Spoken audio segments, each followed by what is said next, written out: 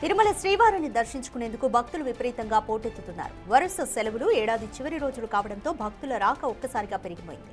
కొండపైన ప్రాంతమంతా కూడా భక్తులతో కిక్కిరిసిపోగా కింద అంతా వాహనాలతో నిండిపోయింది.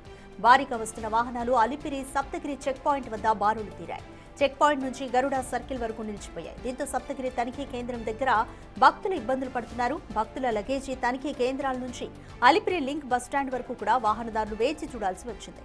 ఇప్పటికే భక్తులతో తాకిడితో శిలాతోరణం వరకు కూడా క్యూ లైన్లు బారులు తీరాయి.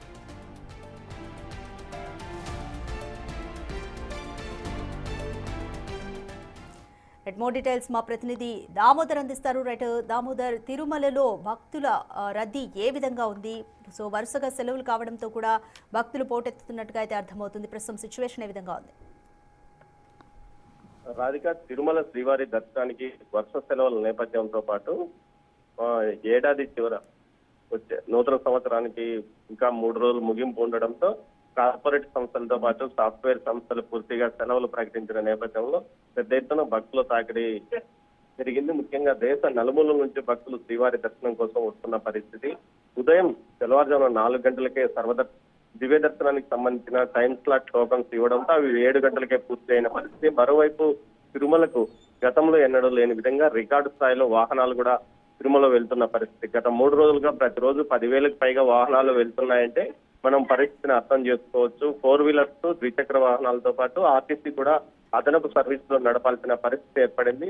మరోవైపు తిరుమలలో గదులు దొరక్క భక్తులు ఏదైతే ఆరు బయట పడుకుంటున్న పరిస్థితి, ఏదైతే టీటీడీ ఏర్పాటు చేసిన టీఏసీలు పూర్తిగా నిండిపోయినాయి. అదేవిధంగా జర్మనీ షెడ్లలో కూడా ఆరు బయట చలికి, భయంకరమైన చలికి కూడా తట్టుకుంటూ అక్కడే ఆరు బయట ఉండాల్సిన పరిస్థితి.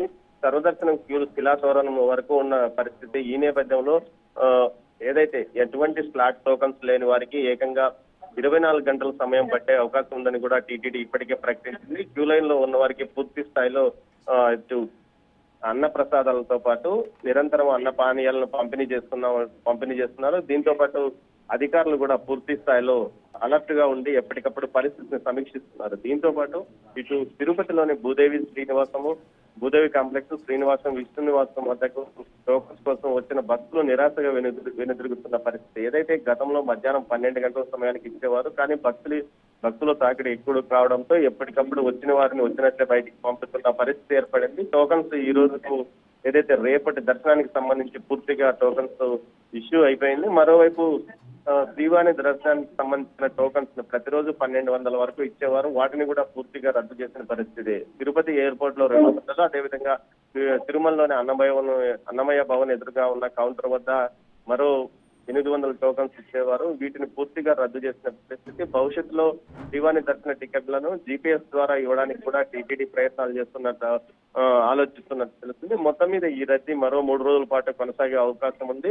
30వ తేదీ నుంచి 3 రోజుల పాటు ఏకాదశి, ద్వాదశి, త్రయోదశి ఉండడంతో వాటికి సంబంధించిన టోకన్స్ ను ఏదైతే ఇప్పటికే టైం స్లాటెడ్ టోకన్స్ గా ఇష్యూ చేయడం జరిగింది, వాటిని ఆన్లైన్ లక్కీ డిప్ ద్వారా భక్తులకు పంపించారు. మరోవైపు ఏదైతే అటు తర్వాత 7 రోజుల పాటు వైకుంఠ ద్వార దర్శనం కొనసాగుతుంది. దీంతో సర్వదర్శనానికి భక్తుల రద్దీ సుమారు 12వ తేదీ వరకు ఇదే విధంగా ఉండే అవకాశం ఉంది. సంక్రాంతి సెలవులు వస్తున్న నేపథ్యంలో భక్తుల రద్దీని తట్టుకోవడానికి ముందస్తు ఏర్పాట్లు చేస్తున్న పరిస్థితుల్లో అధికారులకు ఊహించని విధంగా 24వ తేదీ నుంచే భక్తుల రద్దీ పెరగడంతో వారు మరింతగా ఒత్తిడికి గురి కావాల్సిన పరిస్థితి ఏర్పడిందని అంటున్నారు. మొత్తం మీద అయితే ఇప్పుడు ప్రస్తుతం తిరుమల భక్తులమయంగా కనిపిస్తుంది. తిరుపతిలో కూడా ఏదైతే ఇటు నంది సర్కిల్ నుంచి ఇటు అలిపిరి వరకు ట్రాఫిక్ జామ్ తో స్థానికులు అల్లాడిపోతున్న పరిస్థితి కనిపిస్తుంది. రాధిక, మొత్తం మీద ప్రతిరోజు 1,50,000 మందికి పైగా తిరుమలకు వెళ్తున్నారు. కేవలం 75-75 వేల మందికి మాత్రమే దర్శనం కలుగుతున్న పరిస్థితి ఉంది.